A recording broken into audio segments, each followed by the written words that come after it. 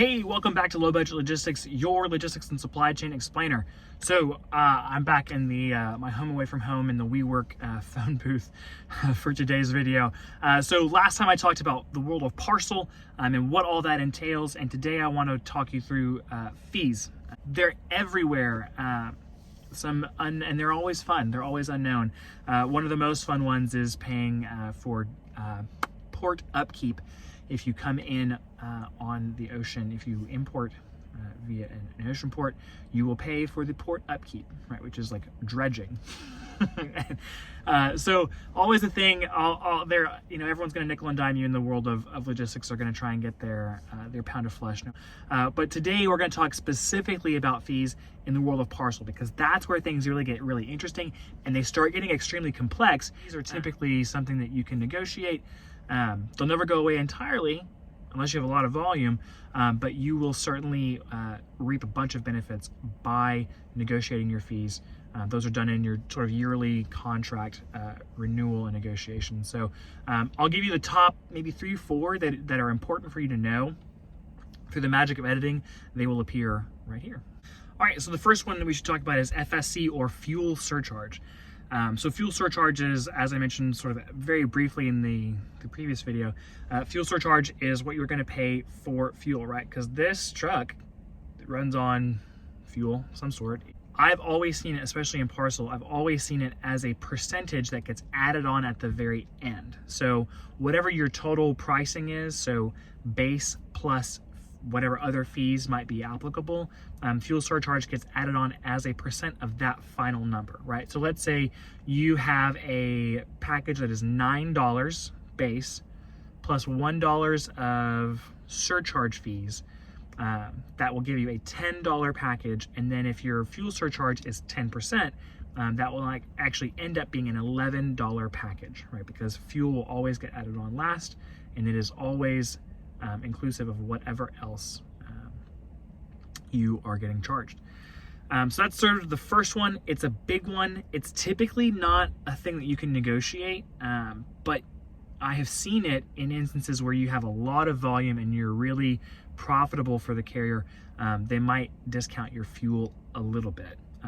But fuel, the other thing to note about fuel, as I mentioned in the last video, fuel typically is based off of a date range. So they'll publish it online on your carrier's website. And they typically run for a set amount of time. So the market is more volatile.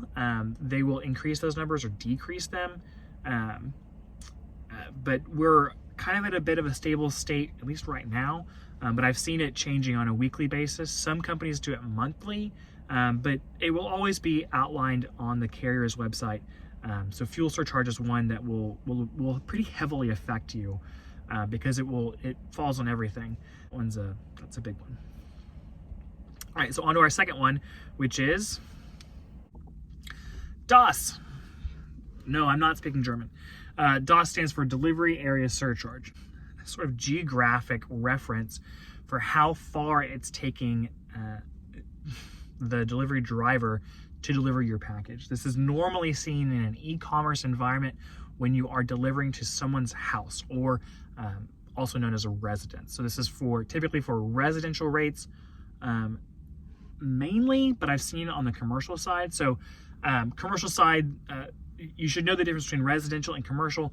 Commercial is someone's business. It's typically very easy to deliver parcel to a business address than it is to a residential address, generally because businesses tend to be packed together and they can deliver a lot of packages at the same time, easy for them to deliver.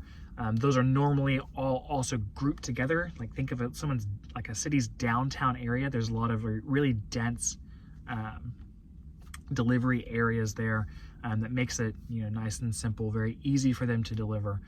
As you get further out, like let's say in the suburbs, one, it takes a lot longer to drive to that spot, and it takes more fuel to stop at everyone's house and deliver. So that's why you'll see residential pricing will be different from commercial pricing, and you'll see EDAS getting added on for residences. Now EDAS is a fun one.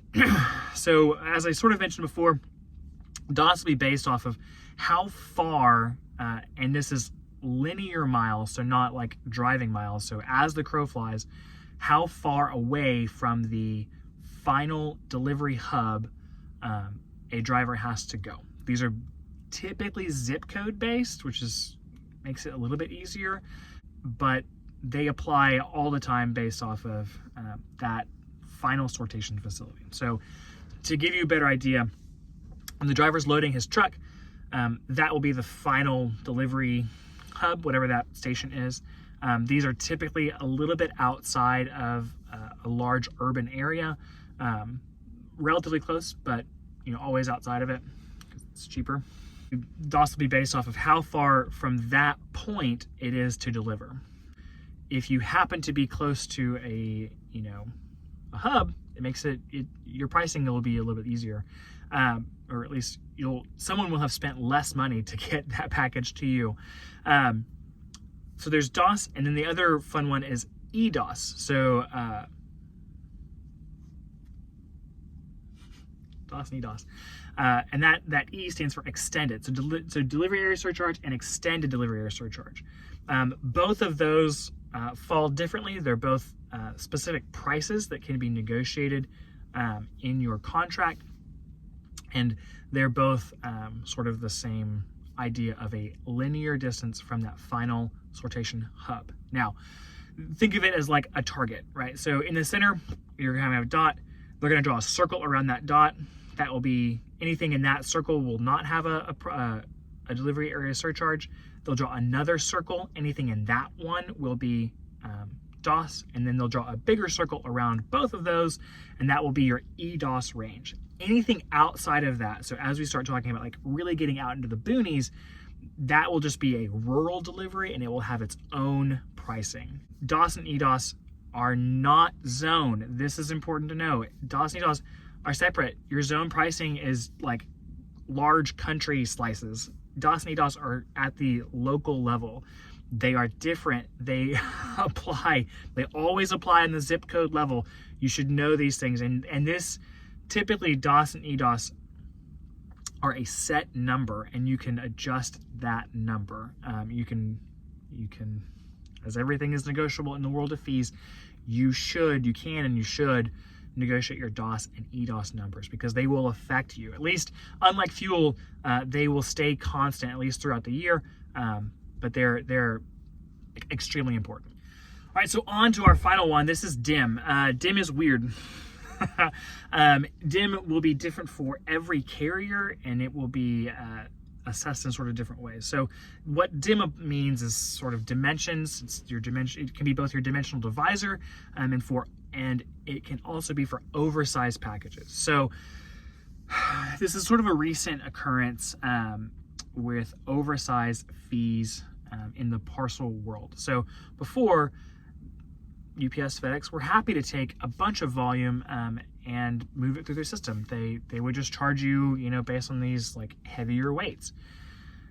As of recently, they started to realize like, oh, it's more profitable to ship a bunch of small physical volume than it is to ship a bunch of things like a tire or these larger items. So they started to say, hey, we don't want that in our network. We want you to not use this truck. We want you to use that truck. And so to do that, they have incentivized you to do so by adding a ridiculous fee onto your packages that do not meet their DIM requirements. So what does that mean? The fee itself, I have seen $200, $250 per package. And it will typically, like I said, it will be in your contract what that number is. An oversized package, I have never seen them negotiate on that number whatsoever. They have taken a really hard stance on like, no, we don't want that. That needs to go on a pallet, it needs to go on the LTL world. Do not send it through my network. That's been a solid thing. So if you don't know what those numbers are, and they're weird, they're really strange because it could be based off of the overall cubic volume of the package, or it could be off of a single side being over a certain number. You are shipping, say, a carpet that might be really long, like let's say it's 4 feet long. but it's relatively small because it fits right in the circle, but it's really long. They say, no, I don't want that. That needs to go somewhere else. And they'll say a single side must be less than a certain number of inches. Sometimes it's like 42 inches.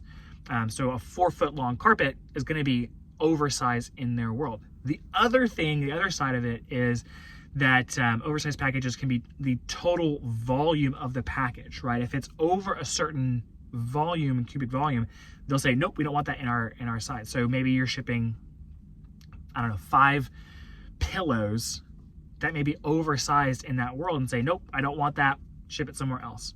So DIM it's on this list because it's pretty extreme. Like I said, it's in the $200-300 range per instance. So if you ship a whole load of carpets, boy howdy, you're gonna get smacked. And so I've seen it as low as $200, $250, as high as like $500, and it's a hefty one, and they don't like to negotiate on that one. It's a toughie. Those are sort of the fees that you should understand and know. There's a whole lot of other ones as well. For those parcel guys, they love to slap some fees on some packages. We'll get into some if you have specific instances of fees that you would like me to help explain. There are some funky fees that you want. I'd be happy to discuss them. Let me know in the comments below. If there's other things that you want me to talk about, by all means, let me know again down there. Other than that, thank you. Please like and subscribe to the video to help the channel grow. Please share it with a friend to explain why you just rip your hair out of your head when you try and go through parcel negotiations. So please share this with them. But other than that, please have a great day, and thank you so much for watching.